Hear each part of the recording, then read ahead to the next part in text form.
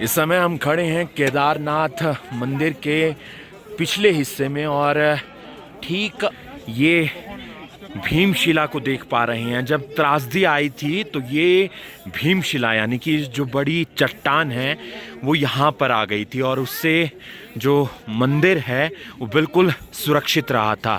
तमाम लोगों को बचाने में भीमशिला का एक अहम योगदान रहा था और साथ ही साथ केदारनाथ मंदिर को भी पूरी तरह से भीमशिला ने बचाया था। आप देख सकते हैं केदारनाथ मंदिर की बैक साइड की वो तस्वीर है और इधर आप देखेंगे तो आप देख पाएंगे कि भीमशिला जो है वो यहाँ पर है और तमाम लोग यहाँ पर दर्शन करते हैं। आप सभी लोगों को दीपावली की हार्दिक शुभकामनाएं। और वादियाँ देखिए, चारों तरफ सफ़ेद चादर में लिपटी हुई हैं, ये बर्फ़ है और यही जो पहाड़ हैं वो यहाँ की सुंदरता, बाबा श्री केदारनाथ की जो सुंदरता है वो और ज़्यादा बढ़ाते हैं। क्या है कहानी बाबा श्री केदारनाथ की वो भी हम आपको बताएंगे, क्योंकि एक बहुत रोमांचित करने वाली कहानी है और बहुत सारे लोगों को उस कहानी के बारे में मालूमात है और बहुत सारे लोगों को उसके बारे में जानकारी नहीं है।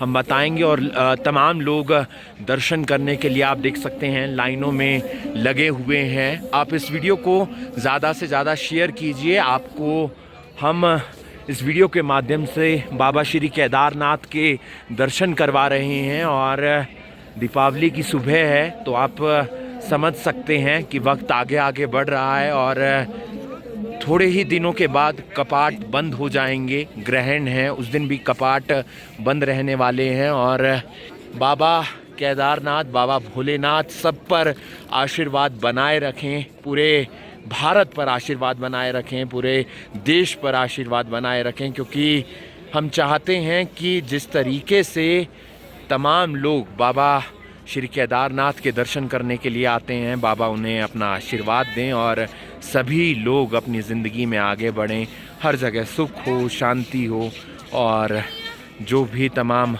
विपदाएं आती हैं उस विपदाओं को भोले शंकर साइड कर दें, एकदम ख़त्म कर दें। तमाम लोग जो भी बाबा केदारनाथ के दर्शन करने आते हैं, भोले बाबा के दर्शन करने आते हैं, वो यहीं से गंगा जल लेकर जाते हैं। माँ सरस्वती, माँ मंदाकिनी का ये जल है और आप देख सकते हैं लोग अपने घरों में जाकर मंदिरों में इसे रखते हैं, क्योंकि गंगा जल का अपना एक महत्व है और बाबा जो हैं वो यहाँ पर सभी को गंगा जल देते हुए नज़र आ रहे हैं। धरती पर कहीं स्वर्ग है तो वो बाबा भोलेनाथ के श्री केदारनाथ मंदिर में है और यहाँ पर तमाम लोग दर्शन करने के लिए आते हैं। लेकिन श्री केदारनाथ मंदिर की आखिर कहानी क्या है वो हम आपको बताते हैं। जब महाभारत का युद्ध हुआ तो उसमें पांडवों ने कौरवों को हरा दिया और महाभारत के युद्ध में जीत हासिल की। लेकिन एक बात से भगवान भोले शंकर नाराज़ थे कि उन्होंने अपने भाइयों की ही को ही मौत के घाट उतार दिया। इतना लड़ाई झगड़ा हुआ, इतना खून खराबा हुआ, तो इस बात से भगवान भोले शंकर काफ़ी नाराज़ चल रहे थे और पांडव लगातार भगवान भोले शंकर को मनाने का प्रयास कर रहे थे, लेकिन भोले शंकर मान नहीं रहे थे। तो ऐसे में पांडव कहते हैं कि भगवान भोले शंकर को मनाना तो बेहद ज़्यादा ज़रूरी है, इसलिए वो विष्णु भगवान के पास जाते हैं।